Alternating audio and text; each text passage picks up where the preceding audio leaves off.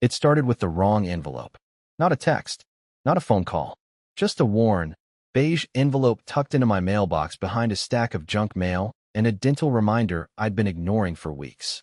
The name on the front wasn't mine, it was his. Mr. Leonard P. Grayson. I'd never heard of Leonard Grayson in my life. But the return address? That's what froze me. Kaylin M. Phi. Greenwood Correctional Center, Wing C. I stood on my porch in the freezing air, staring at her name for what felt like an hour. My fingers went numb before I realized the door to my house was still wide open behind me, heat spilling out into the November wind. Kaylin, my ex-wife. The ghost of the woman who detonated my life 15 years ago. She was in prison? What the hell had she done? I should have thrown it away. Should have just walked back inside, closed the door, and let it rot with the coupons and pre-approved credit cards. But no, of course not. Because I'm Norris, the guy who never stops poking at wounds just to see if they still bleed. So I took the envelope inside, tossed the rest of the mail on the kitchen counter, and stared at that return address until my coffee went cold. I didn't open it. Not yet.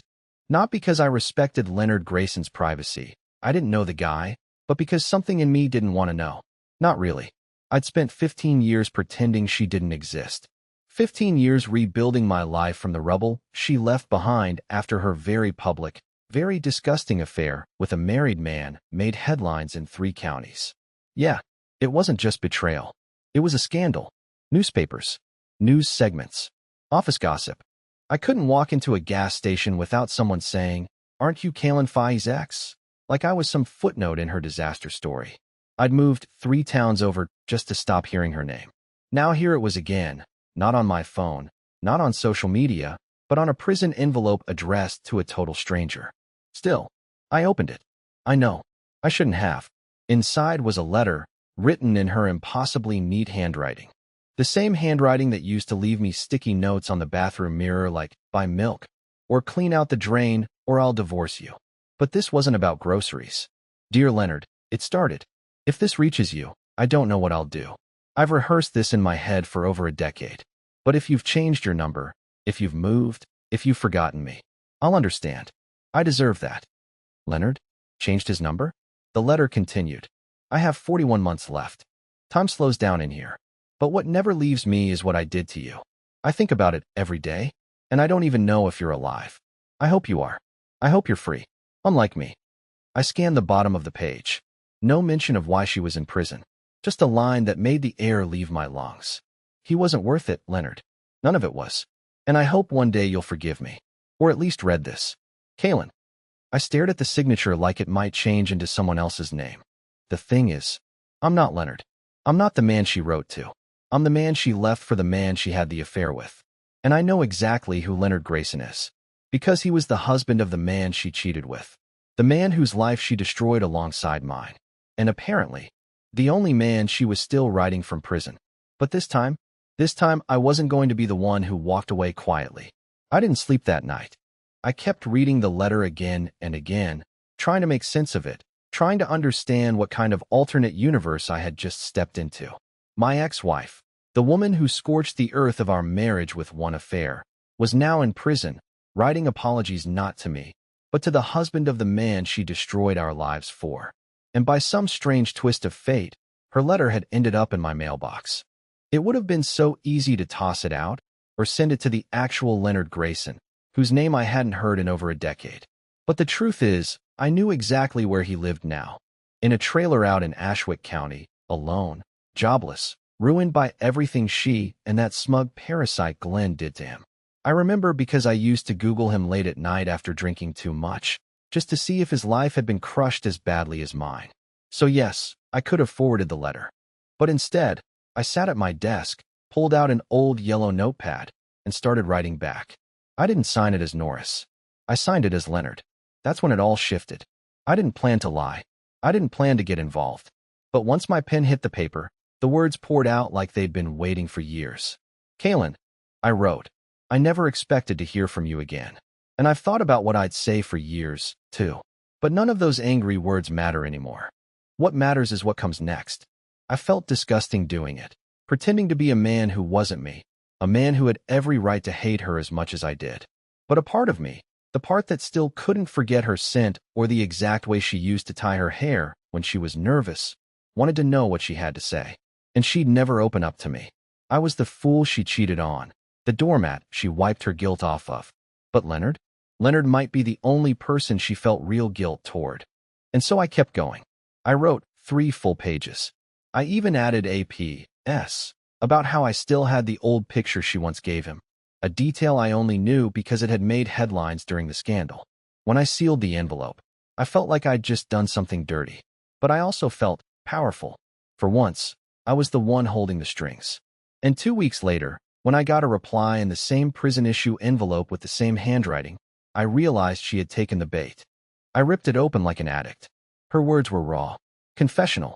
She told Leonard things she'd never even told me.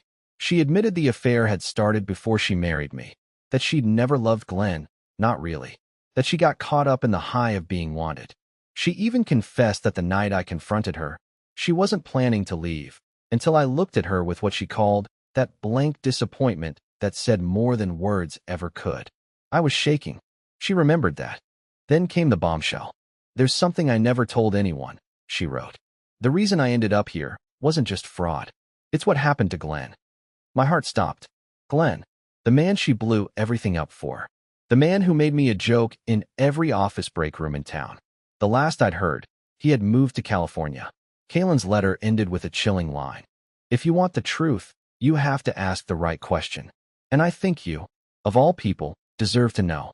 I stared at those words for what felt like an hour. What the hell did she mean by what happened to Glenn? I didn't know yet, but I was going to find out. And I was going to keep pretending to be Leonard Grayson until she told me everything. I didn't send my second letter right away.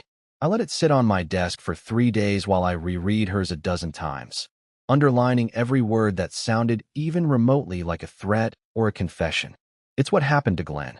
That sentence lived in my skull like a wasp, buzzing louder every time I closed my eyes. I started researching old news articles, crime reports, even buried blogs. Glenn Barrett had gone silent around 2013. That was 2 years after Kaylin left me, 1 year after she married him, and, apparently, a few months before she was quietly indicted on charges of federal wire fraud, something that had barely made the papers because she'd taken a plea deal. But Glenn?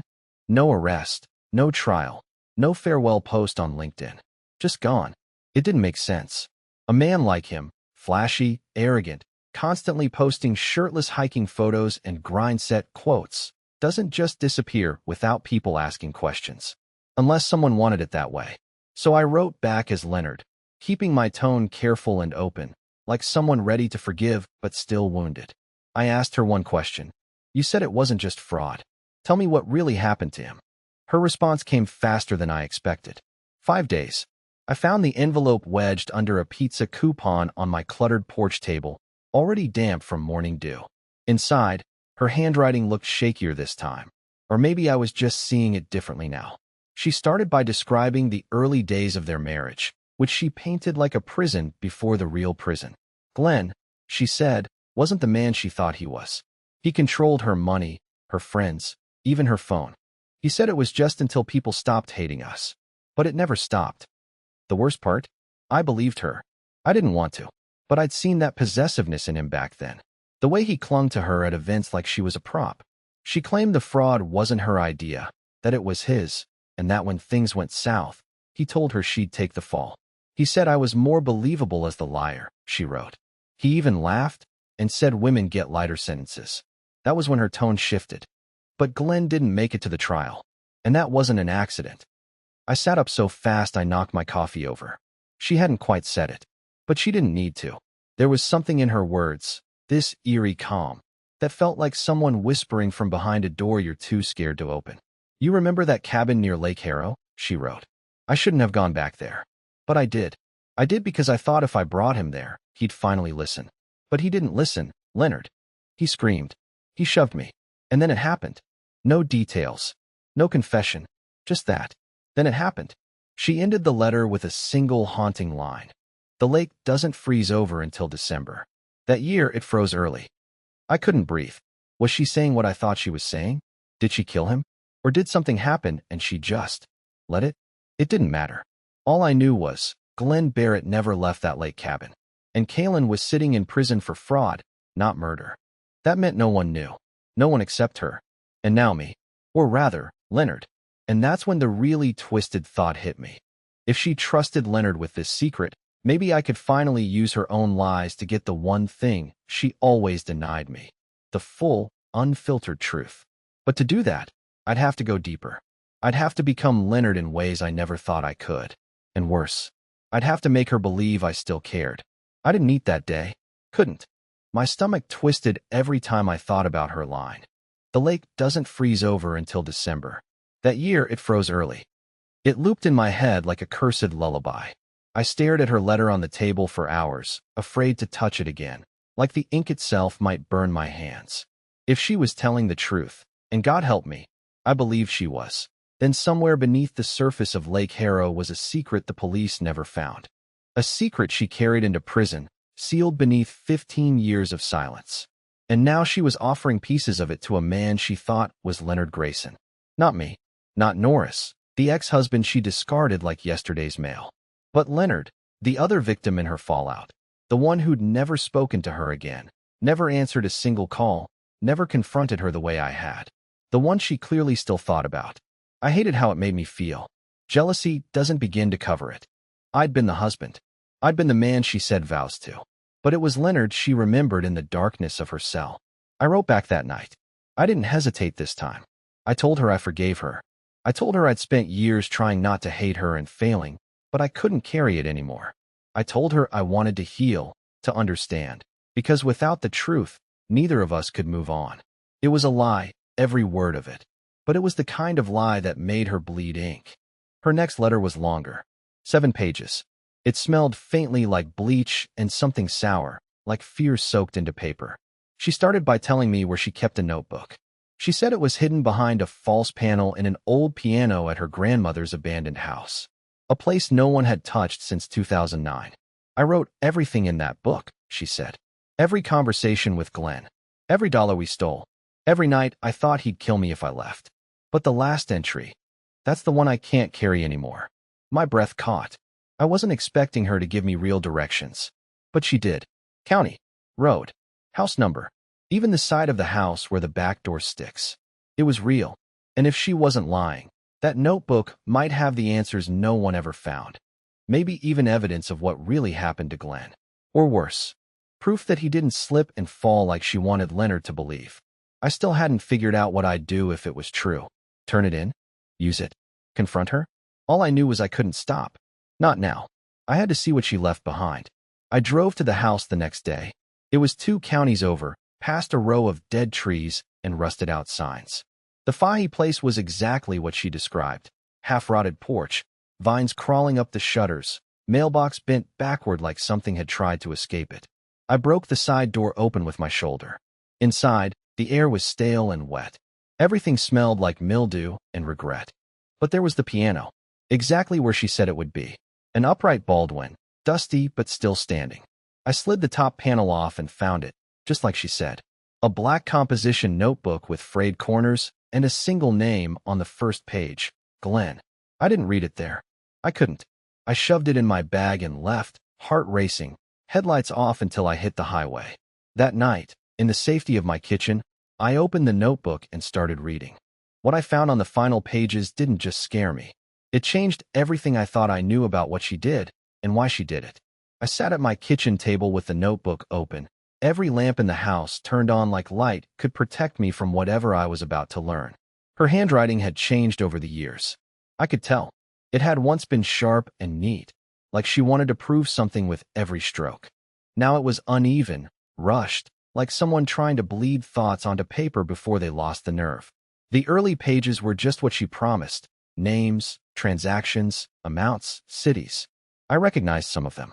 Names of businesses that quietly went under around the same time she and Glenn were riding high. Even one I applied to for a job years ago. They never responded. Now I knew why. She helped bury them. Every page made me sick, but I kept turning. Somewhere past the middle, things shifted. The entries stopped being about money and started sounding like diary pages. She wrote about how Glenn had changed. About how he followed her to work one day and screamed at her in the parking lot, because she smiled too long at the barista. About how he took the keys to her car for her safety, but left her stranded more than once when she wouldn't answer texts. And then came the lines that punched me in the throat. Sometimes I think about Norris. I wonder if he would have forgiven me if I had just told him everything. But I didn't even know the whole truth myself back then. Glenn wasn't just a mistake. He was a trap. I stopped breathing. I hadn't seen my name written by her hand in 15 years. Not even in the divorce papers. Just that one sentence, buried in a sea of confessions, and suddenly I was 29 again, standing in our kitchen, watching her lie to my face with mascara smudged under her eyes. But then I read the final entry, and everything turned upside down. If this notebook is ever found, I need whoever's reading it to know, Glenn didn't die in that cabin by accident. He didn't slip. I pushed him. I didn't mean to, but I also didn't stop myself. I wanted to make him afraid the way he made me afraid.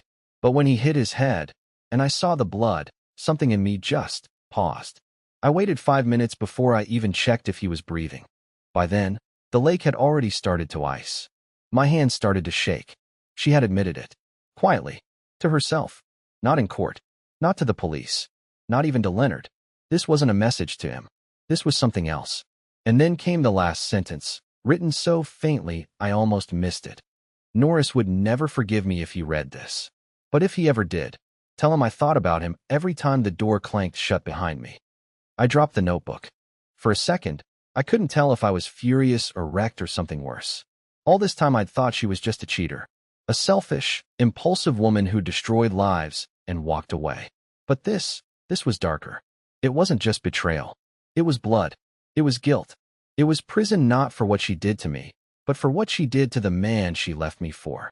And now I was stuck holding her secret, pretending to be a man she didn't kill, while she whispered apologies through paper mint for a version of me that didn't exist anymore. I wanted to scream. I wanted to call the police. But more than anything, I wanted to know why she sent that first message. Why now? After 15 years. After silence. After a dead man and a prison sentence. Why reach out? Unless she knew something was coming. It was just after sunrise when I saw the second envelope. No stamp. No return address. Just my name, Norris, written in thick black marker across the front like it was meant to shout. For a moment I froze, thinking maybe I'd hallucinated it. I hadn't told anyone about the notebook. I hadn't even spoken a word aloud since reading that final entry. But somehow someone knew. My hands were sweating before I even opened it. The letter inside was short. 5 sentences. No signature. No threat. Just a request that made my spine go cold. You've been playing a dangerous game pretending to be Leonard. Kaylin wasn't just writing to you. She wrote others. One of them didn't like what she confessed. They want that notebook. Burn it. Or you'll wish you had. That was it. No explanation. No contact. No warning about who they were. Just the kind of message you get when you've stepped somewhere you were never supposed to. My first instinct was paranoia. I tore through my house checking the locks, the windows, the mailbox, even the attic crawl space. Like whoever wrote the note was still inside, watching. But the fear turned to something else the moment I looked at the notebook again. Because now I had to ask the question I'd been avoiding since I started this mess.